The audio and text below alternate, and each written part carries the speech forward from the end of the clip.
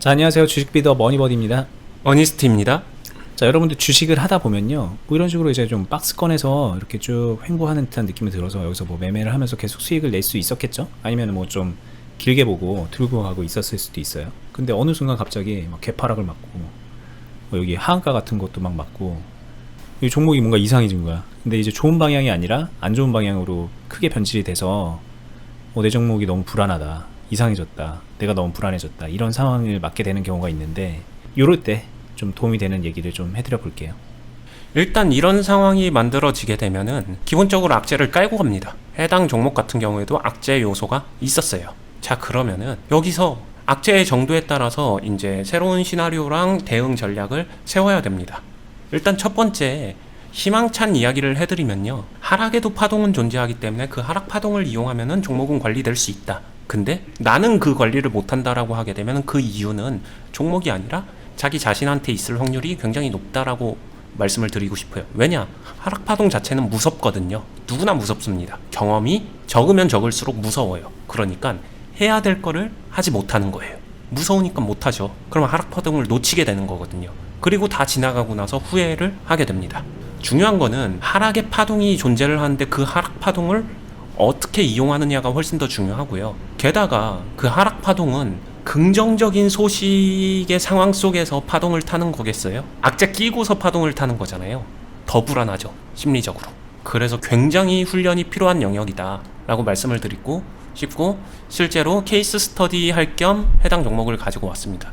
클럽 안에서 어떤 회원님이 되게 열심히 해주시고 되게 많이 노력하시는 회원님이신데, 개인 종목으로 이런 상황을 맞이하게 되면서 많이 힘들어 하셨어요.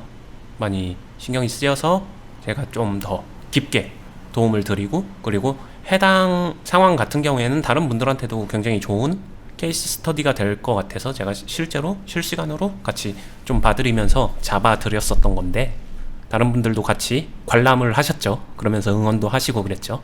보면은 악재가 터졌습니다. 거래량 터지면서 장대 음봉.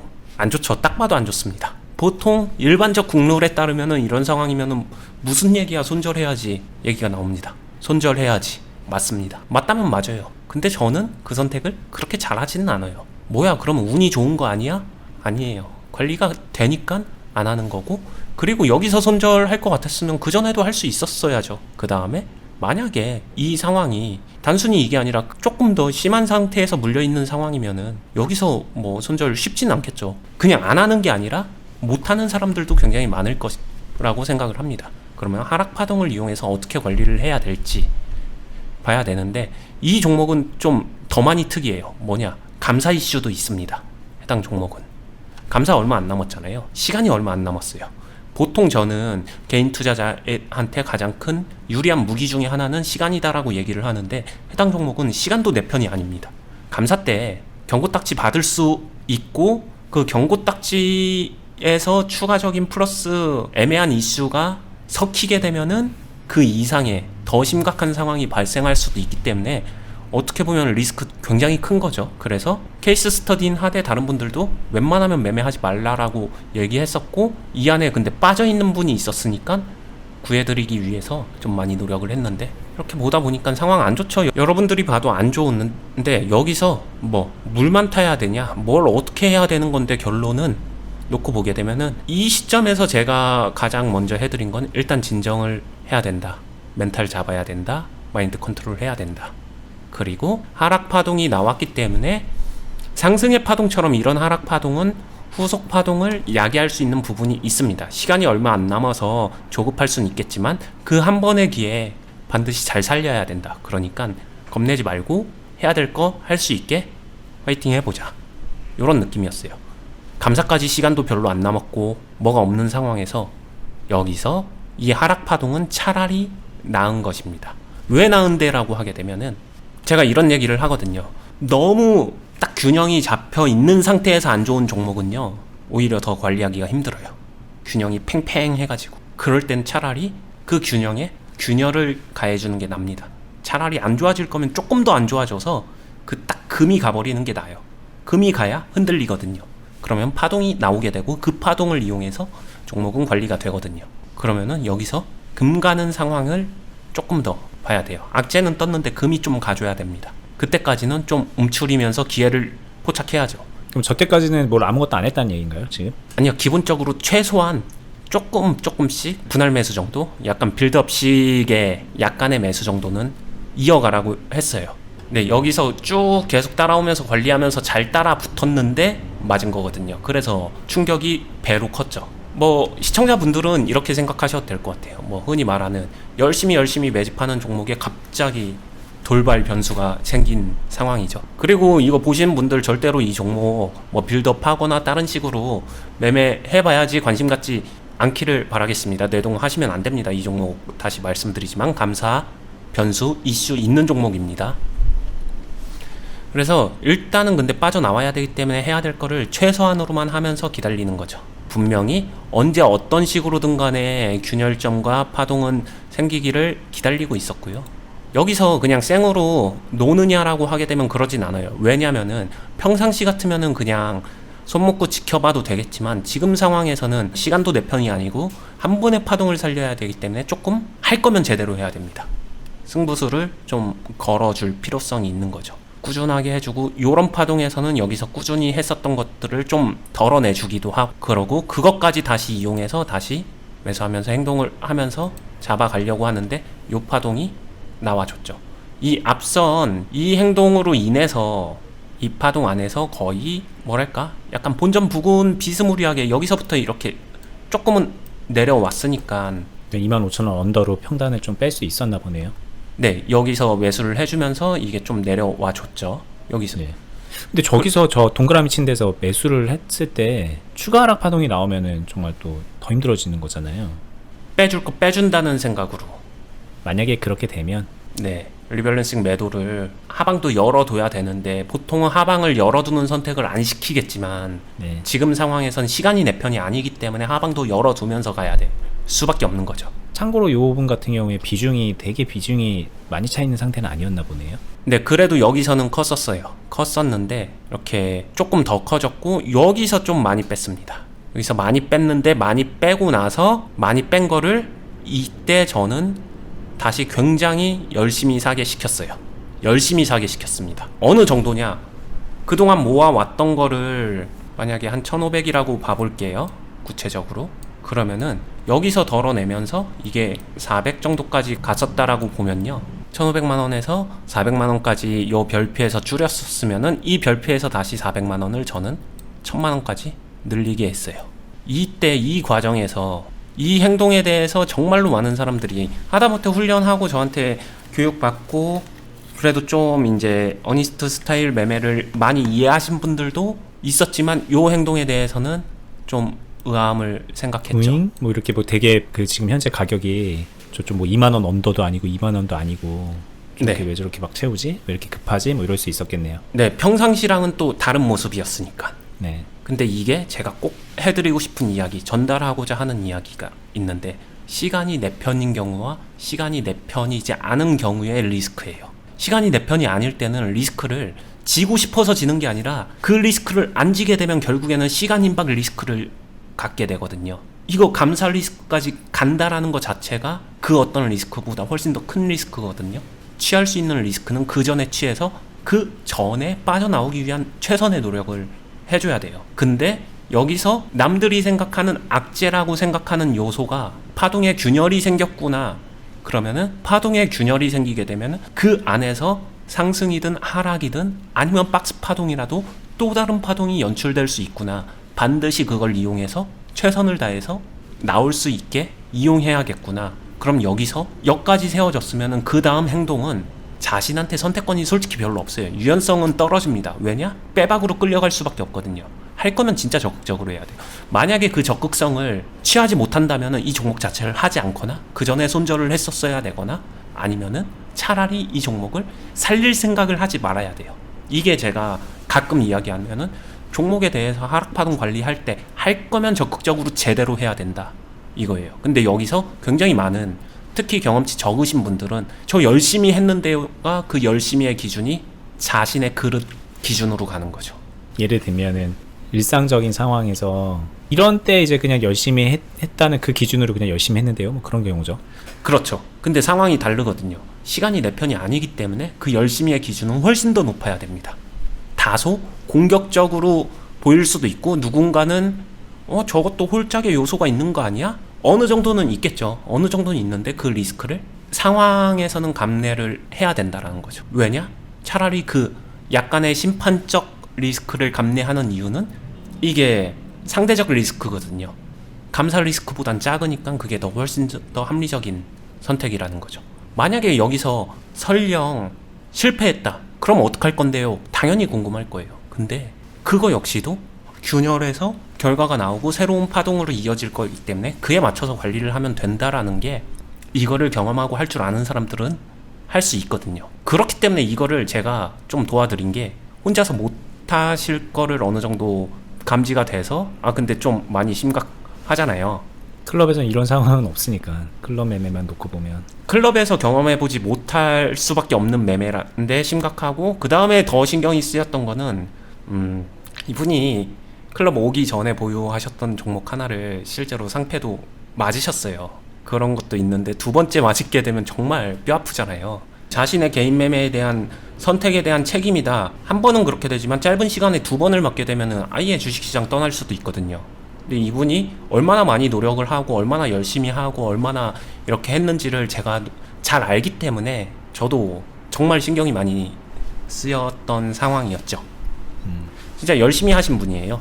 그래서 이 안에서 승부를 취해 주셨고 다행인 거는 그리고 열심히 하신 분이기 때문에 제가 이렇게 해드리면은 또 이해하고 따라오셨죠. 네, 그렇게 된 거고. 왜냐면 여기서 이 공격을 갑자기 뭐 속된 말로 겁먹고서 못한다라고 하게 되면 그 다음 파동 놓치거든요. 그 다음에 숨고르기 들어갔죠. 이때 힘들어 하셨어요. 말은 안 해도 보였어요. 힘들 수밖에 없는 거였죠. 저는 근데 이게 나올 수도 있다라는 걸 알고는 있었지만 최대한 의연하게 그냥 달래 드리면서 괜찮다, 겁내지 말자, 갈 수 있다. 설령 안 좋은 결과 나와도 이 안에서 파동 이용할 수 있다. 파동을 이용할 수 있다는 건 여기서 가격적으로 매수해서 조금 손해를 본다고 하더라도 이 밑에서 나올 수 있는 게 있거든요. 여기서부터는 뭐 사실 뭐 자주 나오는 상황이긴 한데 네. 그냥 저기서부터라고 본다. 맞아요. 기술적으로도 그 다음에 이 구조가 좋았어요. 여기서 딱 요 정도에서 하게 되면은 밑에 하락 파동 나와줄 수 있는 요 포인트도 열려 있었기 때문에 괜찮았고요. 치고 가주기에도 적당했고요. 두 가지가 양쪽 다 파동을 내포하고 있는 기술적인 부분이 있기 때문에 괜찮았습니다. 근데 뭐 이런 디테일한 거를 설명하기는 어려웠겠죠. 최대한 달래주면서 간 거고 오늘까지도 겁을 내긴 했지만 이때 이게 나온 거거든요. 이게 근데 지금은 이렇게 나와서 결과적으로 아름다운 것 같지만 오늘 오전까지도 많이 좀 애를 태우다가 힘들었을 거예요. 여기서 이렇게 됐었을 때 또 이분 같은 경우에는 여기서 빼줄 거 빼주면서 있는데 이 정도 될 때 되게 열심히 또 적극적으로 빼려고 하는 거를 어저께도 일단 이 파동에서도 일부는 조금 더 모아가게 했었고요. 여기서 이때 모았었던 거 이때 다시 모았었던 거를 여기서 팔았죠. 그리고 판 거랑 상관없이 추가로 오늘 모을 거랑 이런 것들을 이 안에서 매수를 하게 했고 그거랑 별개로 여기서는 제가 추가적인 지령을 내렸었죠. 여기서 매수를 해야 된다라고 얘기를 했었거든요. 이 별표도 아마 이해하기 힘들 거예요. 이 상황에서 저기서 왜 매수를 하지? 고점인데? 라고 할 수 있는데 평단하고 이런 여러 가지 균형을 생각하게 되면 여기서 매수하는 게 그렇게 손해가 아닙니다. 왜냐면 평단 올라가지도 않고 뭣도 아니고 물량을 지키기 위함이에요. 여기서 물량을 채워줘야 이 밑에서 나오는 파동에서 사고팔고를 좀 더 자유롭게 하면서 덩어리를 지킬 수 있거든요. 후속 나와주는 파동에 대해서. 저게 무슨 소리야 저기서 왜 사 이러실 것 같긴 하네요. 이거 실제로 이행하신 분도 이거는 못 참고 질문하셨어요. 여기서 왜 사죠? 이해가 안 되네요. 이 질문을 하셨습니다. 네, 그 다음에 제가 바로 설명은 했죠. 덩어리 지키기 위함이에요. 그러니까 이해는 하셨어요. 다행히. 저런 질문은 많이 나와요. 하다 보면은 비슷한 상황이 또 있기 때문에. 네. 그 다음에 이렇게 빠지다 보니까 결과론적으로 이 별표에서 매수한 거, 저때 안 샀었어야 되는 거 아니야? 막 이런 생각을 합니다. 근데 여기서 그냥 말씀드리고 싶은 거는 가격 관점에서 보면은 안 샀었어야 되는 거 아니야 라고 생각할 수 있어요. 근데 가격의 관점에서 조금만 벗어나면은 이 별표가 굉장히 중요한 매수 포인트가 될 수 있다라는 거. 그 다음으로 가다 보면은 잔파동이 나오죠. 이 잔파동에서 뭐라도 매도를 하려면요, 여기서 매수했던 거든 뭐든 간에 뭐라도 매도를 하려면은 이 별표가 없으면요 여기서 매도를 못해요. 왜냐, 여기서 내주게 되면 더 이상 덩어리가 이제 점점 줄어들거든요. 보합권에서 덩어리 줄고 막상 상승했었을 때 남는 거 아무것도 없는 상황 경험해 보신 분들은 이 별표를 못하는 거거든요. 가격에서 탈피를 못해서 채워줘야 됩니다. 채워줄 줄 알아야 그 다음 후속 잔파동에서 매도가 가능해요. 매도가 가능해야 그 다음에 다시 받아줄 수 있습니다. 무조건 싸게 사고 비싸게 판다라는 개념으로 보면 이해가 안 되는데, 그 뒷상황도 있잖아요. 그 뒷상황의 퍼즐을 맞추면은 그 가격적인 관점도 맞는 경우가 많아요. 네, 맞아요. 그렇게 해서 내주고 사고가 되게 되면은 이 상황 속에서 거의 모든 덩어리는 지켜집니다. 지켜지고 여기서 산 거를 여기서 다시 내주고 그 다음에는 뭐 비슷하게 가다가 이 두 개 흐름이 나오게 되면은 보시면은 급등이잖아요. 그러면은 쭉 걸어놨던 거 팔릴 거고 VI 가면서 그 다음에 오르게 되면은 그때 다 매도하게 되면 그냥 자연스럽게 다 매도 되는 거고, 덩어리 전체 매도.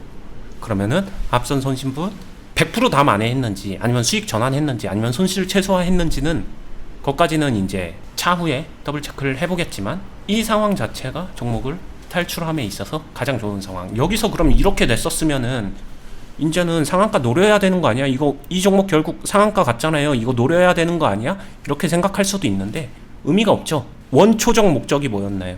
탈출이 목표였고 감사 리스크 있는 종목이었고, 이게 아까 말했었던 선택적 리스크, 이게 재판 결과가 나오는 이슈가 있었거든요. 균열을 이용해서 하락 파동 관리를 할 수 있다. 이게 일반적으로 처음에 매매를 시도할 때 해도 되나요? 라고 하게 되면 당연히 처음에 선택을 할 때는 이런 건 피해가는 게 맞죠. 근데 주식시장에서 오랫동안 매매를 하다 보면은 이런 매매를 피하지 못하는 경우가 반드시 생기거든요. 변수? 누구나 피하고 싶어 하지만 왜 변수겠어요? 피할 수 없는 상황에서 갑작스럽게 맞이하게 되기 때문에 변수입니다. 그러면은 결국에는 주식 투자에서 고급 영역, 고수의 영역으로 가게 되면은 그 끝에는 결국에는 변수 관리 능력이 반드시 따라오게 된다. 이 이야기를 해드리고 싶은 겁니다. 자, 이 시점에서 여러분들이 궁금해 하실 수 있는 부분 하나 질문하면, 근데 결국에는 그냥 가만 내비뒀으면 본절이나 뭐 거기서 나올 수 있었던 거 아닌가요? 이 상황으로 놓고 보면. 물린 상황에서 탈출은 되겠죠. 내내 잠 못 자고 전전긍긍 하면서. 근데 여기서 나온다고 하더라도 그동안에 누적된 실현 손실은 만회는 안 되겠죠. 그리고 이제 그것도 있어요. 이게 결과론적인 얘기잖아요. 결과론적으로 가만히 있었으면 되는 거잖아요 라고 했을 때 이 해석이 제일 문제예요. 이게 결과적으로 가만히 있었으면 되잖아요 라는 얘기는 이게 아니라 결과적으로 이렇게 됐으면 진짜 완전히 폭망이거든요. 네, 그리고 이 밑에서 파동이 나왔다가 그리고 결과론적으로 이게 시간 안에 이 파동이 안 나왔으면은, 그렇죠. 하게 되면 감사 리스크 그대로 받아야 되는데. 그렇죠.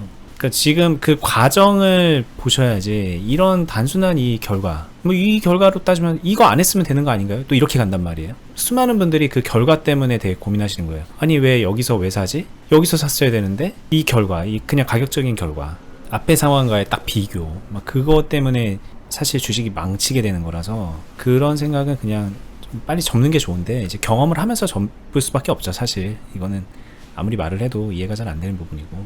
네. 대신에 그 생각은 합니다. 이거를 직접 경험해 보신 이 분은 많이 성장하실 것 같아요. 직접 해보면 앞으로 투자 생활에 진짜 밑거름이 되거든요. 그리고 이게 이제 이런 어려운 상황을 이제 본인이 개인 매매하다가 이런 거를 이제 당하기도 하는데, 뭐 이런 굳이 막 기간적 리스크까지 있고 막 이런 거 아니더라도 클럽에 있다 보면 다양한 그런 경험치가 쌓이거든요. 아까 이제 세부적으로 보자면은 뭐 이런 것들은 많이 겪는 거니까, 이런 상황만 놓고 보면. 네. 이제 그런 거를 한두 번, 세 번, 네 번 이렇게 하면서 많이 변화되는 모습을 좀 보게 돼요, 회원분들이. 그렇죠. 네. 그래서 여러분들도 스스로 할 수 있으면 좋은데, 이거 참 혼자 이걸 이미 할 수 있으면 뭐 배울 게 뭐가 있는 거예요. 이미 할 수 있는 사람인 건데. 그래서 모순점이 좀 있기 때문에 좀 배움의 포인트를 좀 찾아서 스스로 적극적으로 어딘가를 좀 찾아다니시는 게 필요해요. 근데 저도 사실 주식을 여기저기 그렇게 저 혼자 경험 쌓은 게 아니기 때문에, 그리고 혼자 했던 때도 있었고 아니던 때도 있었고, 그러면 어떤 게 나한테 진짜 도움이 됐을까, 그런 거 생각해보면 혼자서 그렇게 하는 것보다는 좀 올바로 경험을 쌓을 수 있는 곳에 도움을 받는 게 참 좋다, 이 말씀 좀 드리고 싶네요. 합리적으로 비교를 해보면 간단해요. 혼자 쌓을 수 있는 경험의 양이 얼마나 될까. 근데 네. 지금 같은 경우는 이분이 이걸 하는 거를 옆에서 다들 응원하면서 바라봐 주시면서 그분들도 모두가 간접 경험을 한 거거든요. 그 경험치의 양은 다를 수밖에 없죠. 네. 만약에 뭐 이 종목 들고 있는 분이 보실 수도 있잖아요. 아직 그 본전까지 못 온 경우도 있고, 이게 뭐 어떻게 흘러갈지 모르겠지만 그냥 방치해 두고 있었다면 아 이렇게 풀어낼 수도 있었겠구나, 저렇게 풀어냈을 때 상황이 안 좋게 흘러가는 경우에도 대처가 가능했겠구나 라는 정도의 힌트라도 좀 얻으셨으면 좋겠고, 뭐 이 상황 아니더라도 사실 뭐 이런 고민 한두 분이 하시겠어요? 가지고 있는 종목 중에서 물려가지고 이거 나를 되게 힘들게 하는데, 이런 분들 대부분일 거란 말이에요. 저희 영상 보시는 분들. 좀 오늘 영상이 좀 도움이 많이 됐으면 하는 바람이 있습니다. 좀 물린 종목 가지고 힘들어 하신 분들한테 꼭 해드리고 싶은 이야기는요, 할 수 있는 게 없는 게 아니라 자신이 어떻게 풀어가야 될지를 모르는 경우일 확률이 굉장히 높거든요. 진짜 할 수 있는 게 없는 종목도 간혹 존재는 하는데, 거의 대부분은 몇 가지 포인트들만 조금씩만 바꿔주게 되면은 해결이 가능하니까 조금만 더 힘내주시고 방법을 찾아가셨으면 좋겠습니다. 네. 그리고 그 진짜 할 수 없는 그런 상황의 종목도 계좌 전체적으로 보면 풀어낼 수 있는 방법들이 대부분 있죠. 뭐 완전히 막 신용 몰빵 매수 막 한 종목에다 몰빵 때렸는데 그게 마이너스 90% 이런 거 아니면. 실제로 종목을 못 풀어내는 경우는요, 종목의 문제인 경우도 있어요. 극단적 예외의 경우에는. 근데 그런 경우 제외하고는 대부분은 투자자 자신의 문제입니다. 자신이 원하는 방식으로 풀고 싶으니까 안 풀리는 거예요. 그래서 아 내가 이 종목을 살 게 아니었는데 이 종목 탓을 하는 것보다는 아 내가 바뀌어야 되겠구나 라는 생각을 하시는 게 훨씬 생산적이고, 그렇게 했을 때 그냥 마음의 위로가 아니라 스스로 진짜 바뀔 길이 있다는 거를 이해를 꼭 하시면 좋겠습니다. 네. 그렇게 도움을 드리고자 저희가 이런 유튜브도 하고 있고요, 투자 클럽도 하고 있으니까 궁금하신 분들은 영상 하단부에 설명란에 링크되어 있는 투자 클럽 공지 한번 보시고요, 어니스트라는 분하고 같이 좀 오래오래 옆에서 주식을 배우고 싶다, 수많은 동료들과 함께 배우고 싶다 생각이 드시면은 오시면은 정말 열심히 해주십니다. 그냥 열심히가 아니라 수많은 실력과 경험과 데이터, 그걸 토대로 그대로 알려주시기 때문에 저희가 이제 없는 말 하는 거는 저희 영상에서 아무것도 없어요. 그러니까는 있는 그대로 받아들이시고 도움 받으러 오셔도 되니까 그렇게 참고하시면 될 것 같아요. 일단 저희는 다음에 또 좋은 영상으로 찾아뵙도록 하고요. 저희 영상 도움이 되셨으면 좋아요, 그리고 채널 구독 알람 설정까지 해두시고요. 좋은 하루 되세요. 감사합니다. 감사합니다.